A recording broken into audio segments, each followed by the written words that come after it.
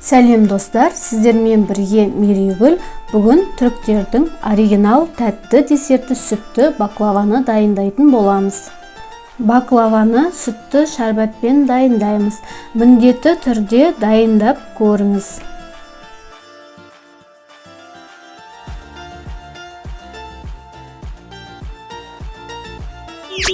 Ең алдымен менің YouTube каналыма тіркеліп, қоңырауша белгісін басып қоюды ұмытпаңыз.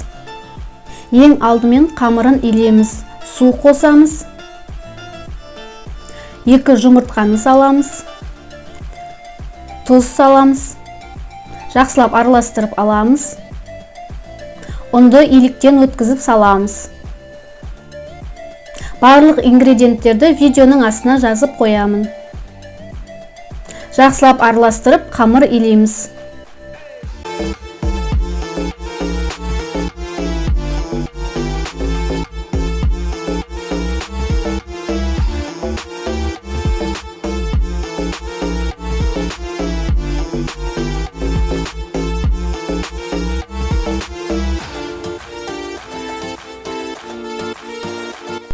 Сіздерге бір секрет айтайын. Түріктердің қамырының бар секреті, неғұрлым көп илесе қамырды, соғұрлым қамырдың иі жақсы қанады.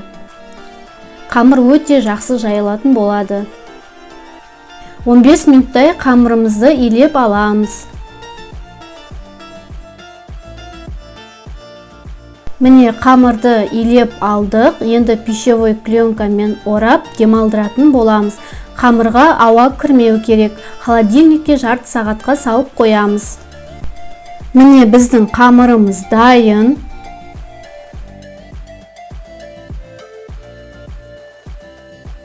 Осылай видеода көрсетілгендей ұзынша етіп жасап, қамырымызды 8 бөлікке бөліп аламыз.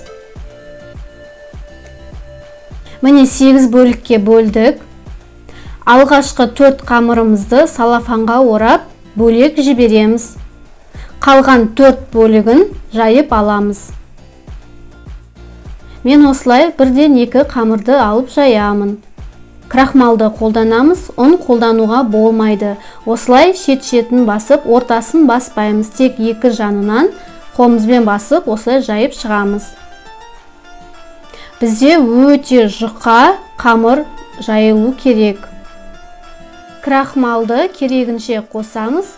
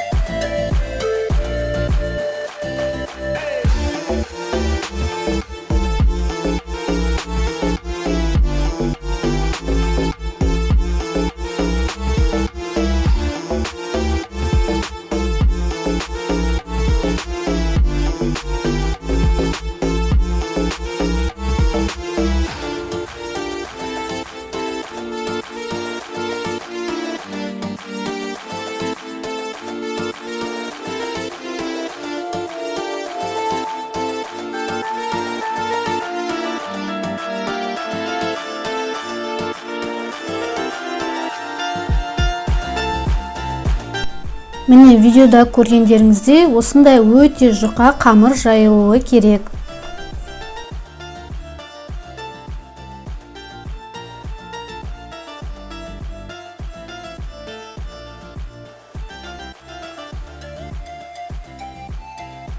Міне мен алғашқы 4 қамырды жайып шықтым. Дәл осы табаның размерімен кесіп шығамыз. Табамызды алдын ала май жағып шығамыз. Қамырымыз осы майда пісетін болады. Кесіп алған қамырды кішірек оқтауға бөлек алдық. Шеткі бөліктерін барлығын қолданамыз, ысырап жасамаймыз. Табамызды жақсылап майлап, ең астыңғы бөлігіне бүтін қамырымызды жібереміз. Каждый 2 қабат қамыр жібергеннен кейін ерітілген топленый майды жағып шығамыз. Менде топленый май ана мен бала барлық магазиндерде сатылады. Майды көп құймаймыз, аздап қана осылай тамшылатып жағып шығамыз. Қалған 2 қамырымызды жайып шығамыз. Үстіне май жағамыз. Өз қалауларыңызда фисташки немесе кокос немесе орех қолдануға болады. Қалған бөліктерін осылай видеода көргендеріңіздей етіп барлығын үстіне қойып шығамыз. Қалған 4 бөлік қамырымызды жайып шығамыз. Дәл осыларды қайталап шығамыз. Табанның размерімен кесіп, қалған қамырды кішірек оқтауға бөлек аламыз. Міне барлық 8 қамырды жинап алдық. Ендігі кезекте 4 бұрышты қылып кесеміз. Пышақтың ұшы өткір болу керек. 3 бармақтың көмегімен кесеміз.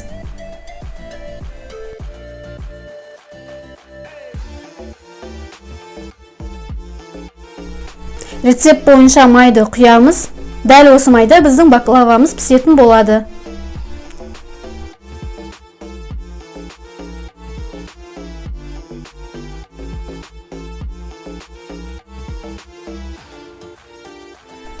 Видеода көргендеріңіздей 4 бұрышты қылып кесеміз.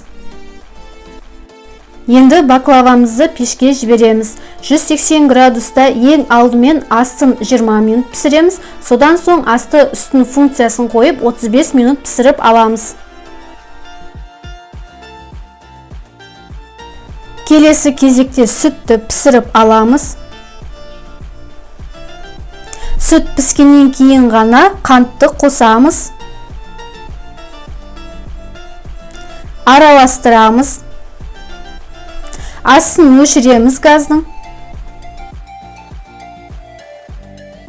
Міне біздің баклавамыз пісті. Қараңыздар, баклава қандай әдемі болып шығады.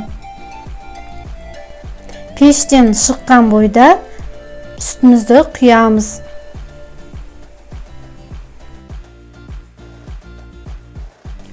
Классикалық сүтті шәрбатпен дайындалған баклавамыз дайын болды. Қалауларыңызша кокос немесе фисташки қоссаңыздар болады. Міндетті түрде жасап көріңіздер. Назарларыңызға рахмет. Видеоны соңына дейін көрген болсаңыздар, каналыма тіркеліп, лайк басып, пікір қалдыруды ұмытпаңыздар.